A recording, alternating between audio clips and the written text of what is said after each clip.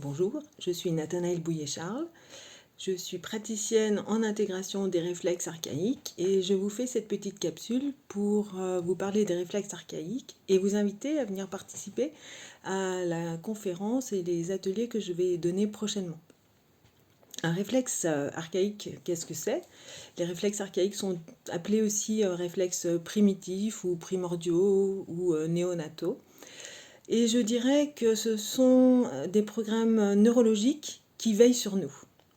Un réflexe, c'est un mouvement automatique, spontané, qui est stéréotypé, donc toujours la même chorégraphie qui se montre, suite à un stimulus particulier.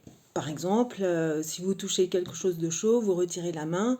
Si vous avez de la lumière forte dans les yeux, votre pupille va se contracter. Ça se fait sans que vous ayez à y réfléchir. Ça se fait de façon involontaire et très rapide.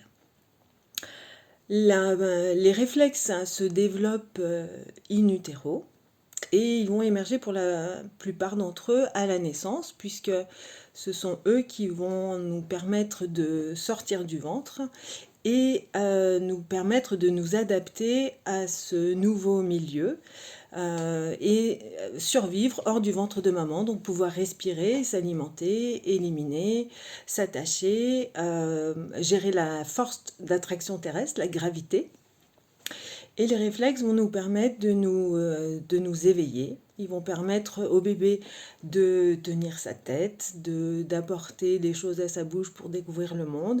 Ils vont lui permettre de se retourner, de ramper, de se mettre à quatre pattes, de tenir debout, de marcher, puis de pouvoir courir, sauter, danser, nager, faire du vélo, apprendre à faire de la musique, lire, écrire, compter. Brancher nos deux yeux, nos deux oreilles et coordonner nos membres avec notre centre de gravité. Bref, les réflexes vont installer toutes les connexions nerveuses entre notre corps et les différentes aires du cerveau. Donc c'est vraiment la fondation neurologique de notre système. D'ailleurs, les réflexes, on en teste quelques-uns à la naissance pour s'assurer que le tronc cérébral n'est pas lésé et qu'il n'y a pas d'autres complications à attendre. Donc ils vont s'activer la première année jusqu'à 3 ans. On va les voir actifs pour brancher tout ça. Et quand les réflexes sont bien intégrés, c'est-à-dire quand le cortex qui gère la motricité volontaire prend le dessus sur le tronc cérébral, il l'inhibe, on dit que les réflexes sont intégrés. Et ça permet de construire un bon schéma corporel, avoir une bonne organisation, une bonne coordination, avoir confiance en soi, pouvoir se détendre, gérer ses émotions et être disponible pour les apprentissages, se concentrer, mémoriser, restituer, créer, etc. Les réflexes archaïques, donc ceux qui servent vraiment à cette mise en route, ils devraient donc être inhibés au bout de 3 ans. On ne devrait plus les voir actifs, ils ne devraient plus se montrer et modifier le tonus du corps comme ça de façon intempestive.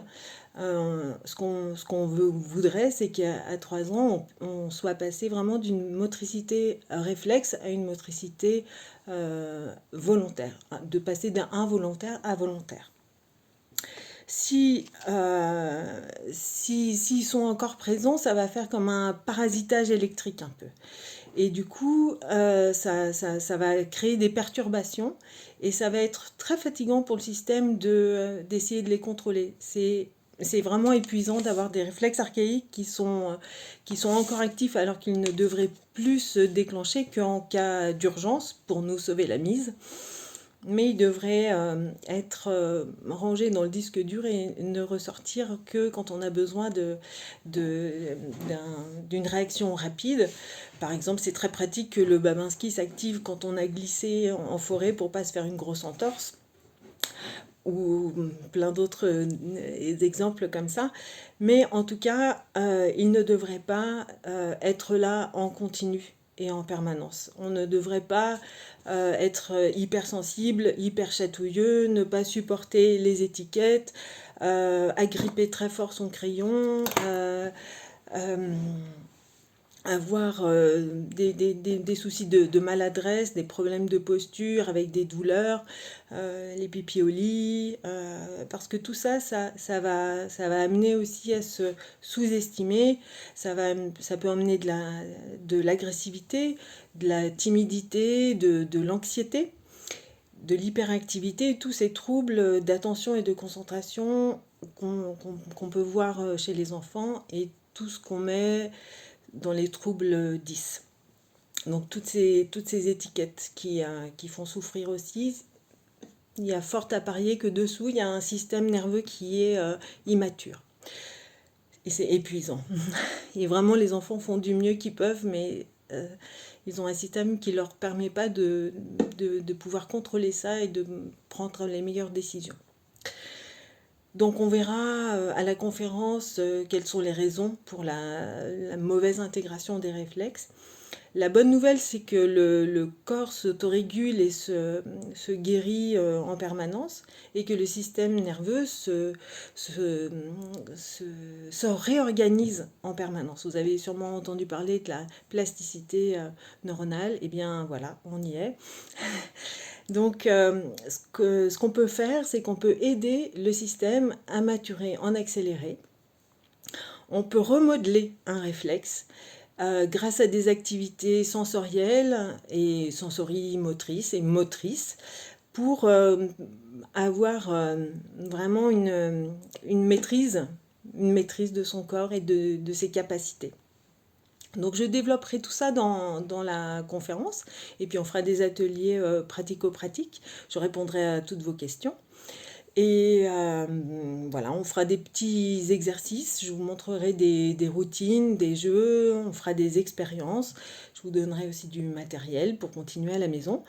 Et voilà, l'idée, ça sera de vraiment réhabiter son corps et pouvoir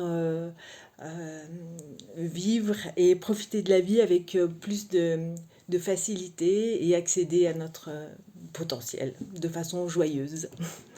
Donc voilà, je vous donne rendez-vous et je vous dis à bientôt. Au revoir.